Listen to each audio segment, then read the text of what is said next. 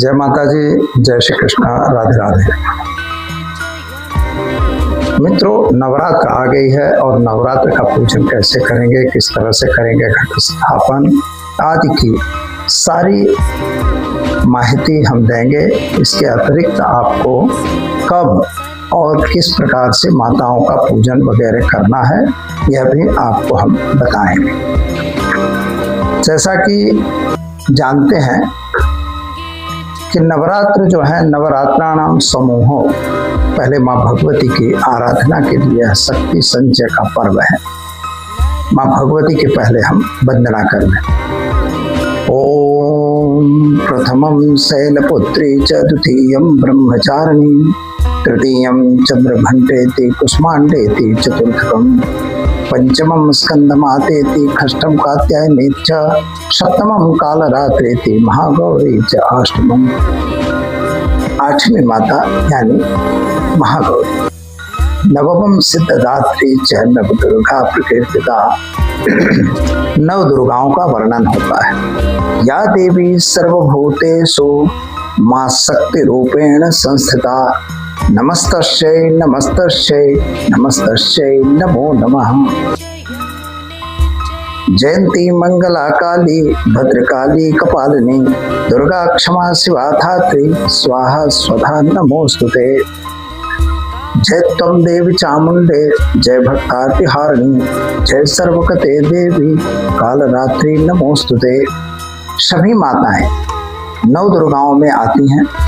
मित्रों, इसकी जो कहानी है उसके बारे में तो सभी लोग जानते ही हैं।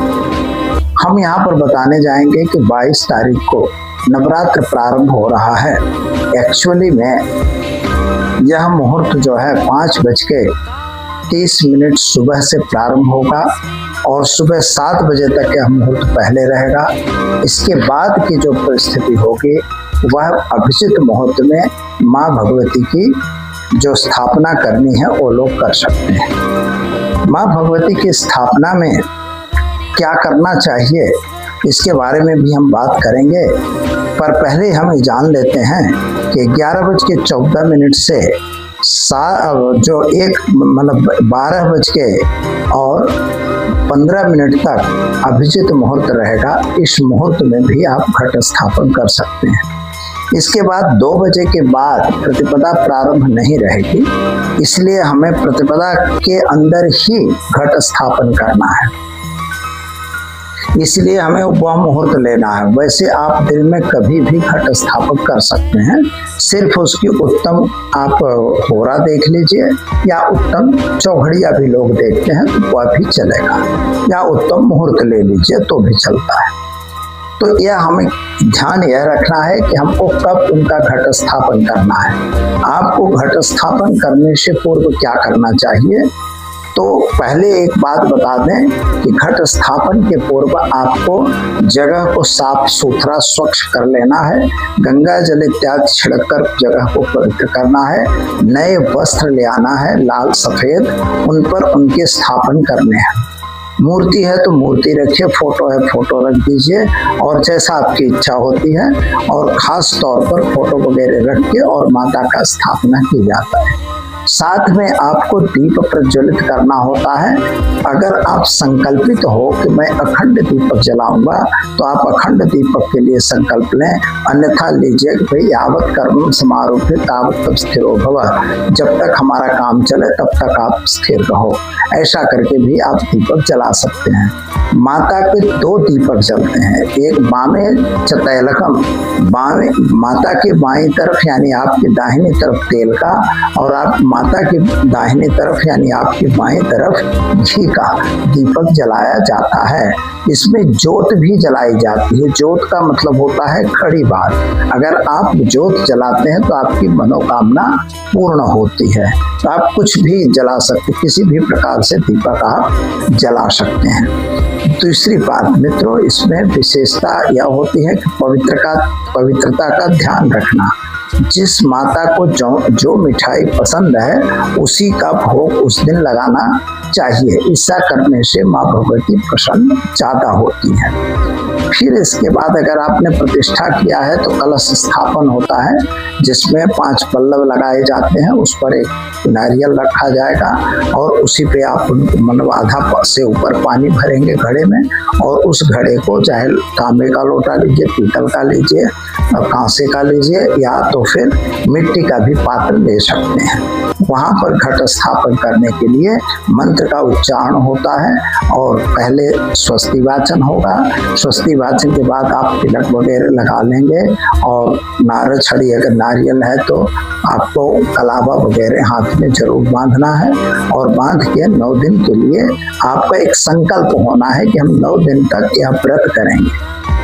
व्रत का नियम क्या होता है? तो व्रत का अर्थ होता है कि हम ये चीज नहीं खाएंगे। लहसुन, प्याज इत्यादि भी इस समय वर्जित होना चाहिए, आपको नहीं खाना चाहिए। दिन भर उपवास नहीं होता तो एक टाइम भोजन करके करिए, यह भी एक व्रत ही हो गया।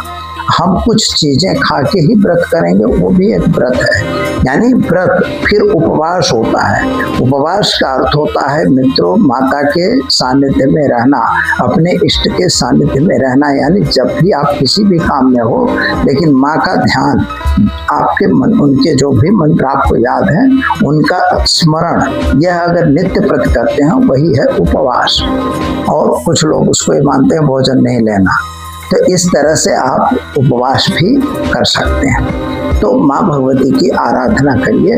उनका मंडप बढ़िया सजाया जाता है, सजा के वहाँ पर बढ़िया रंगोली वगैरह भर के, फूल इत्यादि से उनका स्वागत करके, और पान फूल सुपारी रख के नवग्रह गणपति सहित नवग्रह देवता भैरव इत्यादि का स्थापन किया जाता है।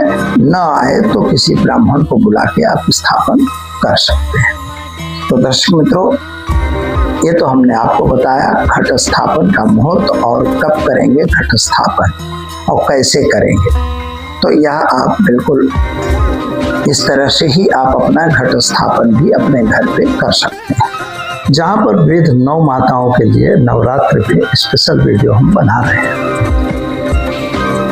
यहाँ पर एक बात का ध्यान यह दिया जाएगा कि आपको इन माताओं को जो भोग लगाना है वो सामग्रियाँ याद करनी है। खास तौर पर इस माँ भगवती के लिए आपको क्या करना होगा। आपकी किसी भी प्रकार की मनोकामना है तो माँ भगवती के चरण में आने से आपकी मनोकामना अवश्य पूर्ण होती है। प्रथमम शैलपुत्री च कहा गया है, पहली शैलपुत्री है। मित्रों, पहले शैलपुत्री माता भगवती का आराधन करते हैं और उनके बारे में जानते हैं।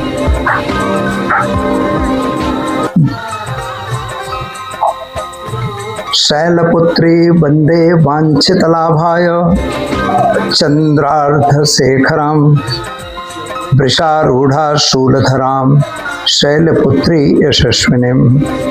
शैलपुत्री जो है वृषभ आरूढ़ है, और वृषभ आरूढ़ के साथ साथ उसके हाथ में त्रिशूल भी है, और 9 दुर्गा का यह प्रथम रूप है। जो 9 दुर्गाओं के 9 रूप हैं उनमें प्रथम रूप शैलपुत्री माता का है। और जो माँ भगवती हमारे मूलाधार चक्र में स्थिर होती है। मूलाधार चक्र में ज्ञानी लोग, यानी कि जो ऋषि लोग हैं, ऋषि लोग माँ भगवती का आराधन मूलाधार चक्र से करते हैं, योगी जन। और जो सामान्य जनता है वह तो माँ भगवती का आराधना कायदेसर 2 हाथ वाली ऐसी त्रिशूल और कमल को लिए हुए वृषभारूढ़ माँ भगवती का आराधन करते हैं। माँ भगवती वृषभा जो शैलपुत्री है वही माँ भगवती पार्वती का स्वरूप है। यहाँ पर एक चीज का वर्णन नहीं मिल रहा है कि जिस समय पर शैलपुत्री थी, मतलब जगत में चराचर जगत कुछ नहीं था। तो जब चराचर जगत कुछ नहीं था, यानी कि चराचर जगत के अंदर कोई ज्ञान, कोई चेतना, कोई मतलब वो नहीं था, पावर नहीं था, तो उस समय माँ भगवती ने अवतरण धारण किया। तो ऐसी शैलपुत्री माता प्रथम माता होती है। और खास तौर पर शैलपुत्री माता के लिए जो कहा जाता है कि अगर माँ भगवती के लिए आपके शरीर में किसी भी प्रकार के विकार हों, आपके शरीर के विकार हों और उन्हें दूर करना हो, तो विकारों को दूर करने के लिए माँ भगवती शैलपुत्री का आपको आराधन करना चाहिए। खास तौर पर इन्हें सफ़ेद मिठाई, मिश्री का भोग, दूध के बने मिष्ठान का भोग माँ भगवती को लगाया जाता है। और माँ भगवती की जो औषधि है वह हरड़े है। हरड़े जो हरतिकी कहते हैं, हरतिकी ही माँ भगवती की औषधि है। यह आपको ध्यान देना होगा।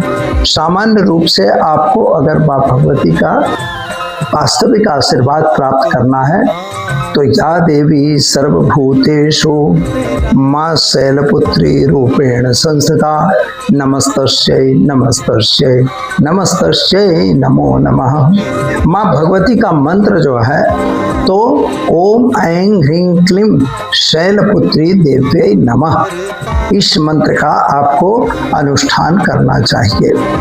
और इसके अंदर जो भी शरीर के विकार हैं अवश्य दूर होते हैं। माता भगवती का स्थापन आप करिए। एक बाजोट पर सफ़ेद वस्त्र बिछाकर 9 चावल के ढगले रखे और उस पर आपको एक एक सुपारी, एक एक पान, एक एक सुपारी, एक एक सिक्का रखना होता है। रखने के बाद 9 दुर्गाओं का नाम लेते हुए आपको उनका पूजन करना है। सफ़ेद पुष्प मिल सके तो बहुत अच्छा है, इन पर पूजन किया जाता है। सफ़ेद मिठाई का भोग भी लगाया जाता है। जो भी भोग लगाए हो प्रसाद सभी लोग ग्रहण कर सकते हो। दीपक घी का और तेल का जलता है, जो आप सभी जानते हो। माँ भगवती के सामने करके सांझ संध्या टाइम में यानी रात में यह जप आपको करना चाहिए। अगर आप रात में जप करते हैं तो माँ भगवती प्रसन्न होती है। 9वें दिन का हवन वगैरह आपको करना चाहिए। और मंत्र फिर से एक बार नोट करिएगा, ओम ऐं ह्रीं क्लीं शैलपुत्री देव्यै नमः।